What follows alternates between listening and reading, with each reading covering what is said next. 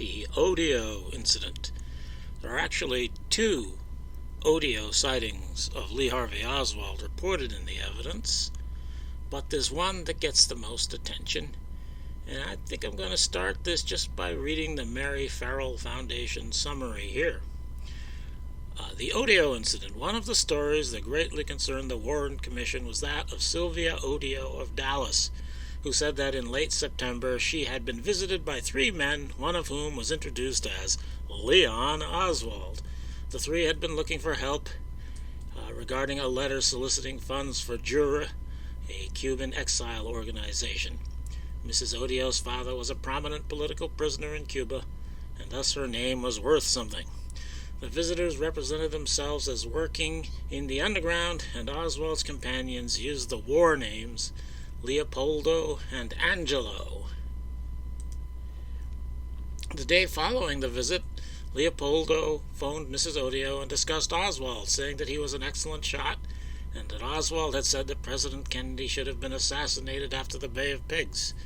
When Kennedy was murdered in Dallas 2 months later, Sylvia fainted upon hearing the news and recognizing Oswald. Her account of what had happened soon reached the FBI and later the Warren Commission.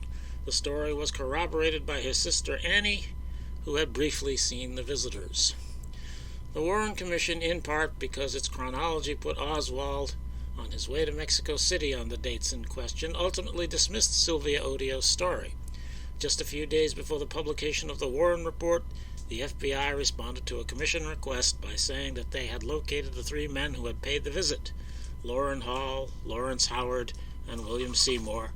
But Howard and Seymour disputed the claim, and within days, Hall had retracted the story.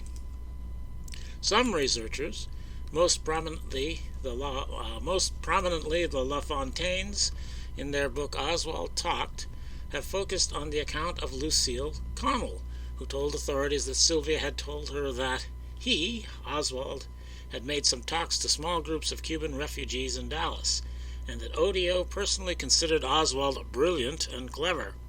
This is the first sighting they're talking about here. This strange idea harkens back to Deputy Sheriff Buddy Walters' claim that Alpha 66 members held meetings at 3128 or 3126 Harlandale Street in Dallas. Well, I don't know anything about that. But this first claim was denied by Odio. She said she never told Mrs. Connell that. So I'm going to start with the first report, because I think the first reports often are revealing whether they're true or not. So chronologically speaking, Odio enters the record with this first document, 11/29/63 FBI report of an interview with Mrs. C.L. Connell, a voluntary assistant to the Catholic Cuban Relief Committee of Dallas, Texas, for approximately the past year. She stated that one of her Cuban refugee acquaintances, Sylvia Odio, advised her telephonically on November 28, 1963, that she knew Lee Harvey Oswald and that he had made some talks to small groups of Cuban refugees in Dallas in the past. Odio stated she personally considered Oswald brilliant and clever, and that he had captivated the groups to whom he spoke. Odio further reported to Connell during this conversation that a call had been made in recent months by a Cuban associate of hers to an unknown source in New Orleans, Louisiana, requesting information on Lee Harvey Oswald. Odio volunteered that information was in turn received from the New Orleans source to the effect that Oswald was considered by that source in New Orleans to be a double agent. The source stated Oswald was probably trying to infiltrate the Dallas Cuban refugee group and that he should not be trusted. Whether or not this is true, the official storytellers are going to hate it, because it makes Oswald into something that they don't want us to think he was. That makes him into... he's not a lone nut here. He's giving motivational talks to Cuban refugees and perhaps acting as a double agent. That's a little too complicated for us. They want us to think he was a lone nut. So, of course, the lone nutters are not going to like this story. But I like this story. I find it intriguing. I'm not sure it's true, but it feeds into, it nurtures this idea that there's two different people using this name. And what I've seen seems to be consistent with what I've listed here, that there are two Oswalds.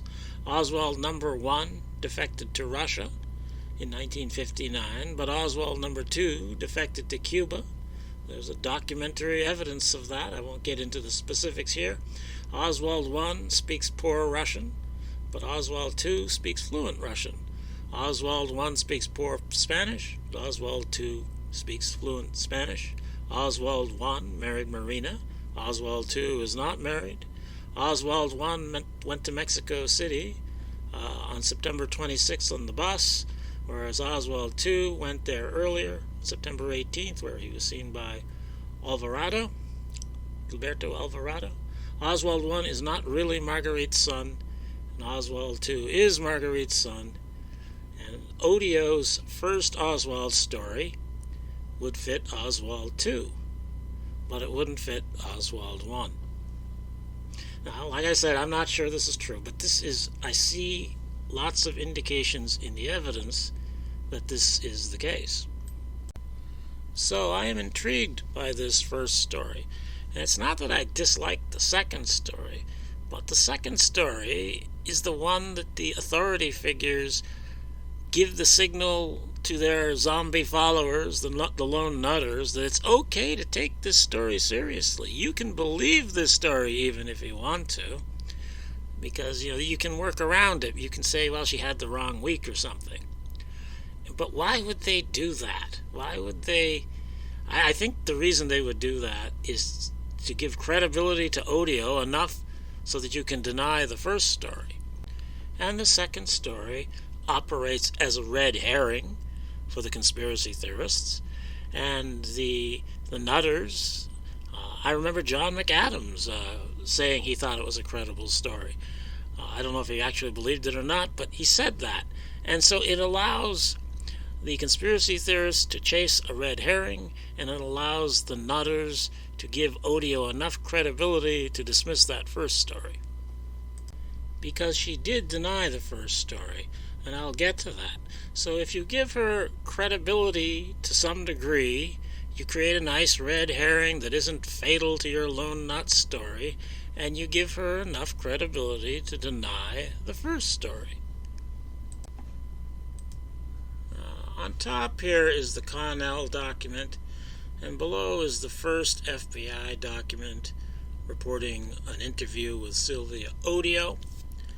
And it's almost 3 weeks between the two. So this means, apparently, to judge by the documentation we have, that it took 3 weeks for the FBI to bother talking to Odio after they heard the Connell story.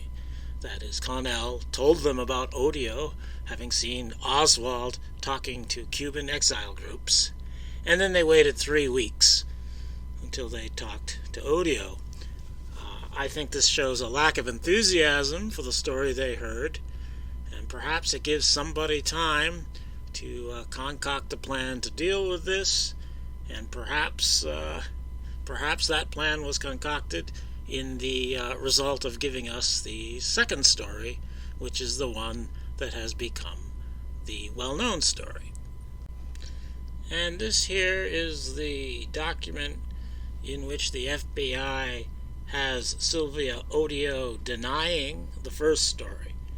Note the late date of this, September 10th, 1964. And in this document, Miss Odio emphatically denied that she had ever told Mrs. C.L. Connell that Lee Harvey Oswald had made talks to small groups of Cuban refugees in Dallas. She similarly denied knowledge of ever telling Mrs. Connell that a Cuban associate of hers had called anyone in New Orleans regarding Oswald, in which this Cuban friend had been advised that Oswald was a double agent attempting to infiltrate Cuban groups. Miss Odio stated that a gun seller named Johnny Martin had spoken before small groups of Cuban refugees in Dallas, and she believes she had mentioned this person's name to Mrs. Connell. I didn't cover that when I read that document. However, she does not know what Mrs. Connell is talking about in regard to the alleged telephone call to New Orleans where a person was discussed who might be a double agent trying to infiltrate Cuban refugee groups.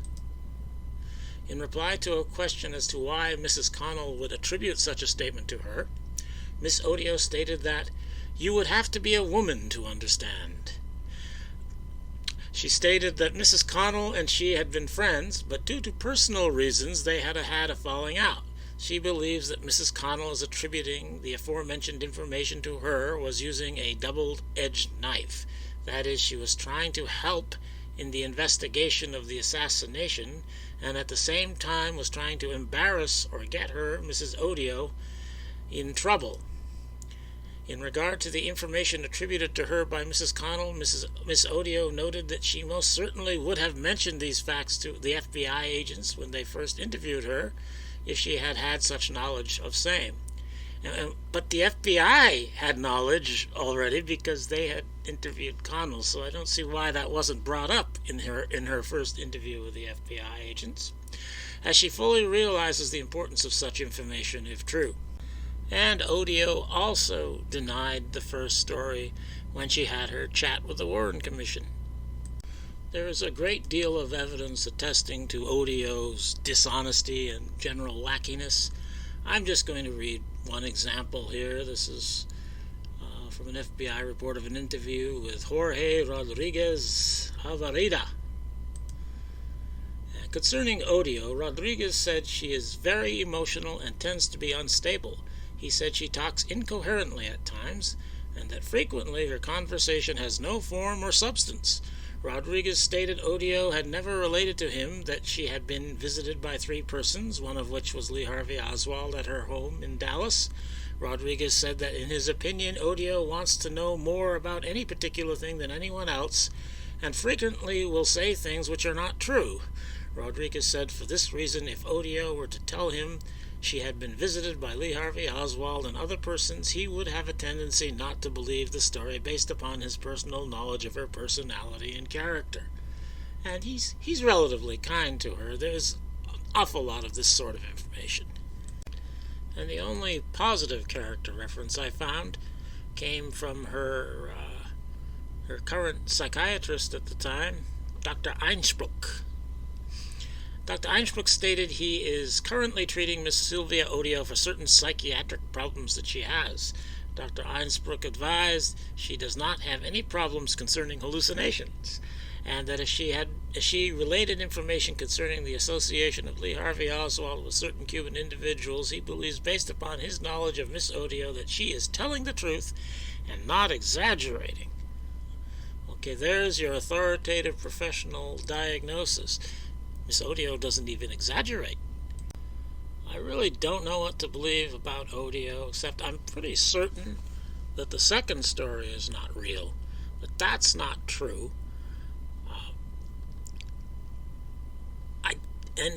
The fact that they don't just say she's nuts and to hell with what she says makes me think that probably the first story is true, but they don't want it to...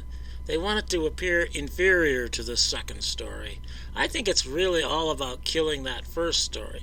Now, it might be the first story isn't true either, but it's a story that the official storytellers don't want anyone believing, so I think the point was to bury that story as effectively as they could, and I think someone decided the way to do that was to create another story and lend it some credibility. So I guess the bottom line is I think the first story is more likely to be true than the second story. And if the first story is true, then it's consistent with this idea that I have of there being 2 different Oswalds.